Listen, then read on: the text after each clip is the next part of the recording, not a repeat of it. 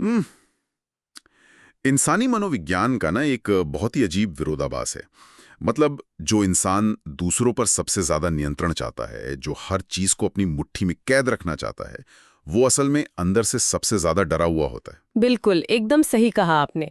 और ये जो सत्ता और अधिकार जताने का खौफनाक खेल है ना, ये अक्सर सुरक्षा का नकाब पहनकर सामने आता है। हाँ, मतलब किसी को दुनिया की नजरों से बचाने के नाम पर जब एक ऐसा पिंजरा तैयार किया जाता है जिसमें हवा का आना भी तयशुदा हो, तो वो सुरक्षा नहीं रह जाती। वो एकदम घूंटू मनोवैज्ञानिक कारागार बन जाता है। जहां कैद करने वाले को ये भ्रम हो जाता है कि उसने ना सिर्फ शरीर बल्कि उस इंसान की आत्मा पर भी अपना कब्जा जमा लिया है। और देखिए, इस भ्रम की कीमत बहुत भारी होती है। बिल्कुल भारी होती है। और आज की इस गहरी चर्चा का विषय बिल्कुल यही है। हमारे पास एक बेहद सशक्त और मार्मिक स्रोत सामग्री है, मशहूर लेखिका अजीत कौर की कहानी कुर्बानो। तो चलिए इसे थोड़ा करीब से समझते हैं। हाँ, और यहाँ जो बात सबसे दिलचस्प है ना, वो ये है कि ये चर्चा क्यों मायने रखती है। मतलब ये केवल एक गांव या एक किरदार की बात नहीं है, ये प्रतीक है उस हर आवाज का जिसे क्रूरता से दबा दिया गया है। सही कहा। हमारा उद्देश्य यहाँ सिर्फ कहानी सुनाना नहीं है। हम इस स्रोत के जरिए उन मनोवैज्ञानिक परतों को उघाड़ेंगे जो दिखाती हैं कि झूठे सम्मान का बोझ कैसे एक जीती जागती इंसान की जान से भी ज्यादा भारी हो जाता है। और इस विश्लेषण की शुरुआत हमें गुलबानो के किरदार और उसके इर्द गिर्द रचे गए उस दमघोटू माहौल से करनी होगी।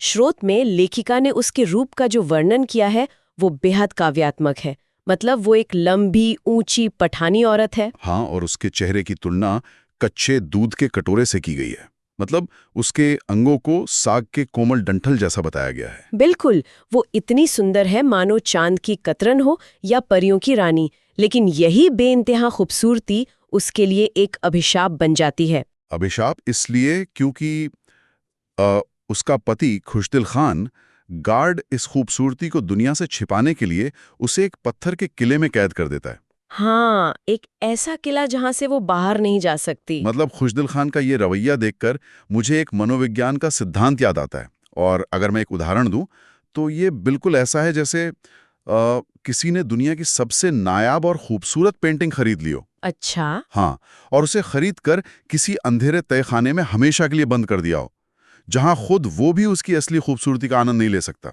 बस उसे छिपा कर रखना चाहता है। ये बहुत ही सटीक उदाहरण है। और यहाँ उस सामाजिक परिवेश को समझना बहुत जरूरी है। स्रोत ये स्पष्ट करता है कि पठानों के उस गांव में औरतों को छिपाकर रखने की एक आम प्रथा है। हाँ, पर्दा प्रथा तो वहाँ आम बात है। बिल्कुल, बाकी औरतें भी बुर्के पहनती हैं, लेकिन खुशदिल खान की क्रूरता इस आम सामाजिक नियम से भी कई गुना आगे है। वहां के समाज में ऐसा प्रतीत होता है मानो औरतें ब्याह कर नहीं बल्कि कहीं से लूट कर लाई गई कोई निर्जीव संपत्ति हो। और खुशदिल इस बात को चरम पर ले आता है। हम्म। मतलब ये सिर्फ एक पर्दा प्रथा नहीं है, ये एक इंसान को पूरी तरह से दुनिया से काटकर एक शून्य में धकेल देने की प्रक्रिया है। और इस शून्य का अंधकार तब और साफ दिखाई देता है जब हम कहानी की बाकी औरतों पर गौर करते हैं। स्रोत में एक बहुत ही स्पष्ट विरोधाभास उकेरा गया है। हाँ, जैसे गांव की जो अन्य पठानी औरतें हैं वो भी बुर्के पहनती हैं, वो भी उसी समाज का हिस्सा है। लेकिन जब एक खुले मौसम में सौदा खरीदने शहर जाती हैं तो उनके भीतर की दबी हुई आज़ादी बाहर छलक आती है। बिल्कुल, वो सज-धज कर निकलती हैं, उनके आगे ढोल बज रहा होता है। और जैसे ही वे गांव की सीमा से बाहर जाती हैं, जहां उन्हें किसी के देखने का डर नहीं होता, वे अपने निकाब उठा लेती हैं। और उनके मेहंदी रंगे पांव, चांदी की पाजेबें, ढोल की ताल पर थिरकते हुए उनके कदम, ये सब एक जश्न का माहौल बनाते हैं। और आज़ादी के इस जश्न का मनोवैज्ञानिक पहलू ये है कि जब किसी इंसान को हमेशा बंधनों में रखा जाता है, तो आज़ादी के छोटे से पल भी एक विस्फोट की तरह बाहर आते हैं। स्रोत के शब्दों में उनका उल्लास उनकी एड़ियों से फूट पड़ता है। हाँ, एड़ियों से फूट पड़ता है। लेकिन कहानी का सबसे मार्मिक हिस्सा वो है जब आज़ादी का ये चलता फिरता जश्न खुशदिल खान के घर में प्रवेश करता है। मतलब गुलबानों के उस पत्थर के किले के आंगन में। बिल्कुल, वे औरतें अपने साथ सेब, अमरूद, भुट्टे, खुरमानियाँ, किशमिश, काजू, गुड़ और मिश्री जैसी सौगातें लेकर आती हैं। ये सब एक सामाजिक सौहार्द का प्रतीक है। पर जैसे ही वे गुलबानों को देखती हैं, ये सारा उल्लास एकदम से एक गहरी खामोशी और शोक में डूब जाता है। हाँ, और ये उल्लास का शोक में बदलना इस बात का प्रमाण है कि इंसान की स्वाभाविक सहानुभूति कैसे काम करती है। स्रोत में लिखा है कि सबके दिल पर बादल घटाएं बनकर बरसने को हुआते हैं। और मतलब वे औरतें जो खुद एक पितृसत्तात्मक समाज का हिस्सा हैं, जो खुद बुर्के में रहती हैं, वे भी गुलबानों की हालत देखकर सिहर उठती हैं, क्योंकि वे जानती हैं कि आज़ादी की एक छोटी सी खिड़की का होना क्या मायने रखता है। एकदम सही। जब वे गुलबानों की उस तपती हुई भट्टी जैसी जिंदगी को देखती हैं, जहां खिड़की तो दूर हवा के आने की भी जगह नहीं है, तो उनका नृत्य एक विलाप बन जाता है। वे दरअसल गुलबानों में अपने ही बंधनों का एक खौफनाक रूप देखती हैं। और इसी चरम रूप से जुड़ा हुआ खुशदिल खान का व्यवहार है। देखिए, उसके यार दोस्त भी उसे टोकते हैं।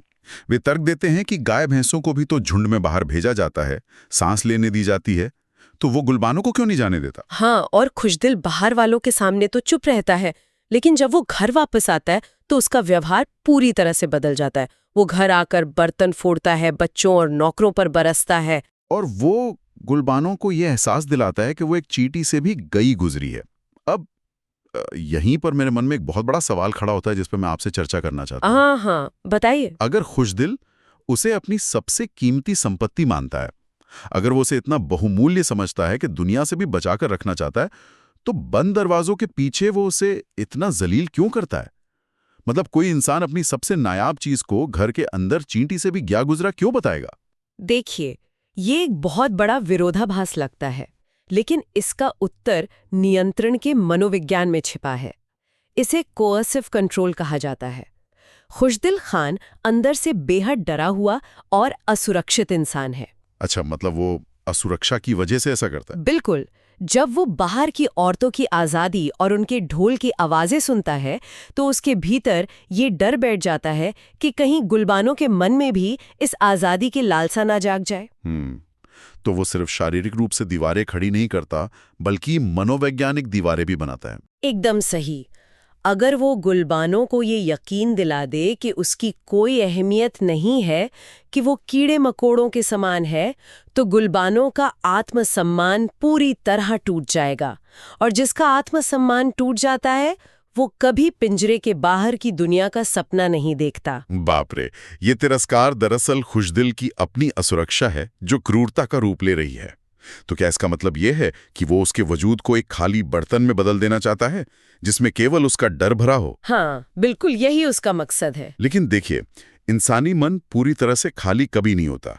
इतनी घुटन, इतने सख्त पहरे और अंधेरे के बीच भी अगर एक सुई के बराबर भी दरार रह जाए, तो रोशनी अपना रास्ता बना ही लेती है। और यहाँ कहानी एक बहुत ही रोचक मोड़ लेती है। इस कहानी में वो दरार, वो रोशनी बनकर आता है घर में दूध देने वाला चंदन। हाँ, और चंदन कोई पारंपरिक नायक नहीं है जो तलवार लेकर किसी को बचाने आया हो। वो बस एक दूध देने वाला है जो बरसों से उस घर में आ रहा है, लेकिन उसने कभी गुलबानों को नहीं देखा था। पर एक दिन उसे किसी तरह गुलबानों की बस एक झलक मिल जाती है। और ये सिर्फ एक झलक उस पूरे मनोवैज्ञानिक महल को हिला कर रख देती है, जिसे खुशदिल ने इतनी मेहनत से खड़ा किया था। बिल्कुल, उस एक झलक का असर स्रोत में बहुत ही गहरे प्रतीकों के साथ समझाया गया है। चंदन की नजरों में गुलबानों की खूबसूरती सागर जल से धुली दूध सी सफेद एक चमकदार सीपी के समान है। और वो इस एक झांकी को पाकर खुद को बादशाह समझने लगता है। उसका ये पागलपन इस हद तक बढ़ जाता है कि वो हर जगह हर किसी से गुलबानों के चेहरे, उसके कपड़ों, गहनों और चाल की तारीफ करने लगता है। हाँ, पागलों की तरह तारीफ करता है। लेकिन अगर हम इसे बड़े परिप्रेक्ष्य में देखें, तो ये सिर्फ एक तरफा प्रेम का किस्सा नहीं है।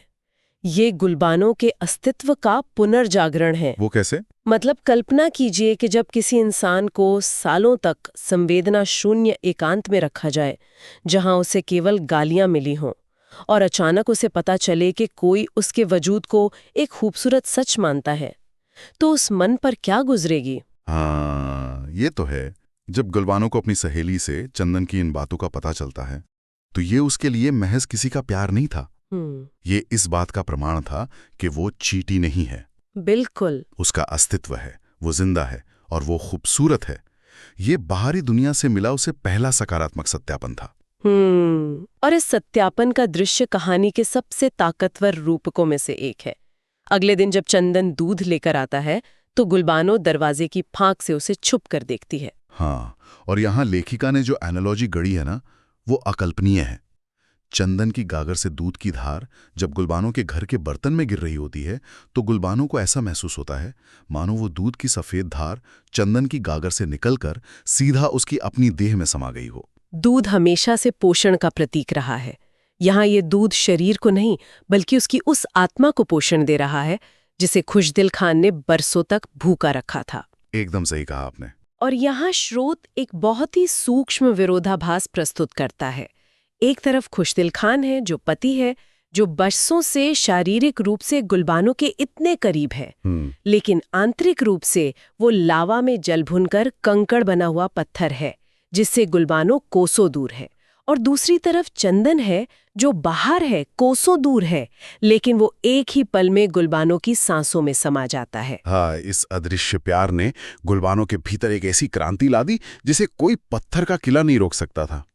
कैसे उसके सूखे हुए मन के आंगन में प्यार का पौधा उगाता है। हाँ, जो गुलबानो कल तक एक निर्जीव परछाई बनी हुई थी, अब उसके पांव थिरकने लगते हैं, गीतों की कड़ियां खुद ब खुद उसके होठों पर आ जाती हैं। स्रोत की एक पंक्ति है ना कि उसकी आत्मा की सीपी में एक बूंद प्यार की टपकी और वो असली मोती बन गई। बिल्कुल, ये मोती असल में उसकी आजाद हुई रूह का प्रतीक है।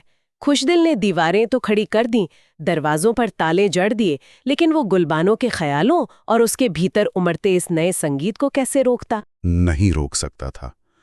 जब भीतर की ये आजादी बाहर छलकने लगती है तो नियंत्रण चाहने वाली सत्ता कैसे खूंखार हो जाती है। चर्चा अब इस ओर मुड़ती है। देखिए, कहानी के इस मोड़ पर ऐसा लगता है जैसे हर कोई खुश है। गुलबानो खुश है, नाचने वाली औरतें खुश हैं, नदी किनारे चंदन खुश है। सिर्फ एक इंसान नाखुश है और वो है खुशदिल खान गार्ड। हाँ, क्योंकि अफवाहें सुनकर वो घर लौटता है। सत्ता और अधिकार का सबसे बड़ा डर यही होता है कि नियंत्रण छिन रहा है। बिल्कुल। और जब खुशदिल घर आता है तो वो उस आजादी को अपनी आंखों से देखता है। गुलबानो कपड़े धो रही है और कपड़े धोने वाले सोटे की ठप ठप आवाज के साथ ताल मिलाते हुए वो एक गीत गुनगुना रही है। और ये दृश्य खुशदिल के लिए किसी बम के फटने जैसा था। वो उससे वही सोटा छीनकर पूरी ताकत से उसके सिर पर मारता है और कहता है कि जानती नहीं, गाना कुफ्र है। ये एक बहुत महत्वपूर्ण सवाल खड़ा करता है। खुशदिल को गुलबानो के गाने से इतना डर क्यों लगता है? वो ये नहीं कहता कि तुम किसी गैर मर्द के बारे में सोच रही हो। वो कहता है कि गाना कुफ्र है। क्योंकि गीत आजादी का प्रतीक है। वो गीत ये साबित करता है कि खुशदिल का खौफ का साम्राज्य पूरी तरह से टूट चुका है। जो औरत कल तक उसके कदमों की आहट से सहम जाती थी, वो आज अपने ही ख्यालों में मगन होकर गा रही है। हाँ, और जब खुशदिल उससे चंदन के बारे में पूछता है तो गुलबानो एकदम चुप रहती है। ये खामोशी बहुत कुछ कहती है। बिल्कुल, वो अपनी जिंदगी के सिकलौते सच को झुटलाना नहीं चाहती। वो अपनी इस अंदरूनी आज़ादी को खुशदिल के गुस्से से बचाना चाहती है, लेकिन ये खामोशी खुशदिल जैसे इंसान के लिए बर्दाश्त के बाहर हो जाती है। क्योंकि खामोशी का मतलब है कि उसने खुशदिल को जवाबदेह मानने से ही इनकार कर दिया है। हाँ, उसका नियंत्रण अब शून्य हो चुका है। और फिर घटनाक्रम आगे बढ़ता है। खुशदिल उसे बालों से घसीटकर छत पर ले जाता है और ये कहकर कि हाँ, तुझे चंदन से मिलवाऊं, उसे नीचे गली में थक्का दे देता है। एक चीख गूंजती है और फिर भयानक खामोशी। हाँ, लेकिन सबसे विचलित करने वाली बात मौत नहीं है। असली बात वो है जो मौत के तुरंत बाद घटित होती है। जब खुशदिल छत से नीचे झांकता है तो क्या उसे कोई पछतावा होता है? बिल्कुल नहीं होता। वो देखता है कि नीचे गली में लोग इकट्ठा हो गए हैं और गिरने की वजह से गुलबानो का मुंह नंगा यानी खुला हुआ गली में पड़ा है। तो उसे अपनी पत्नी के मरने का कोई शोक नहीं होता। और यहीं पर समाज के उस खोखले सम्मान की सबसे भयानक तस्वीर उभर कर सामने आती है। वो दौड़ा दौड़ा नीचे जाता है और एक मोटी चादर से झटपट अपनी मरी हुई बीवी का मुंह ढक देता है। ये कितनी गहरी विडंबना है। हाँ, वो चादर केवल एक कपड़ा नहीं है, वो उस पूरी व्यवस्था का प्रतीक है जहां झूठे सम्मान और दिखावे की अहमियत एक इंसान की जिंदगी से कहीं ज्यादा होती है। तो इस सब का अर्थ क्या निकलता है? सुनने वालों के लिए इस कहानी में क्या संदेश है? देखिए, ये कहानी स्पष्ट करती है कि आप किसी इंसान के शरीर को तो कैद कर सकते हैं, लोहे और पत्थर के पिंजरों में रख सकते हैं, लेकिन उसकी भावनाओं और उसकी आत्मा पर कभी अपना अधिकार नहीं जमा सकते। खुशदिल खान का अपनी पत्नी के मुंह को मरने के बाद ढकना यही दिखाता है कि क्रूरता शरीर को खत्म कर सकती है पर रूह की आजादी को नहीं। वह अपनी पत्नी की आत्मा को जीते जी कभी नहीं झुका सका। हाँ, और वो जो चादर उड़ाई गई वो दरअसल गुलबानो की लाश को नहीं बल्कि खुशदिल खां की अपनी हार और उसके डरों को ढकने की एक हताश कोशिश थी। बिल्कुल सही कहा। तो आज की इस गहरी चर्चा को समेटते हुए मैं सुनने वालों के लिए एक ऐसा विचार छोड़ना चाहता हूं जो स्रोत सामग्री पर आधारित तो है लेकिन एक नया नजरिया देता है। बताइए। जरा सोचिए, खुशदिल खां को उम्र भर यही लगता रहा कि उसने गुलबानो को एक पत्थर के किले में कैद कर रखा है, लेकिन क्या सचमुच कैद में गुलबानो थी? उसने तो अपने भीतर की वो दुनिया खोज ली थी जहां वो आजाद थी। हाँ, वो तो आजाद हो गई थी। तो क्या ऐसा नहीं लगता कि खुशदिल खान खुद अपने ही खोखले अहंकार, अपने डर और अपनी असुरक्षाओं के उस पिंजरे में उम्र भर के लिए कैद था जिसकी चाबी उसने खुद ही खो दी थी? इस बारे में जरूर सोचिएगा। अगली बार एक नई चर्चा के साथ फिर जुड़ेंगे।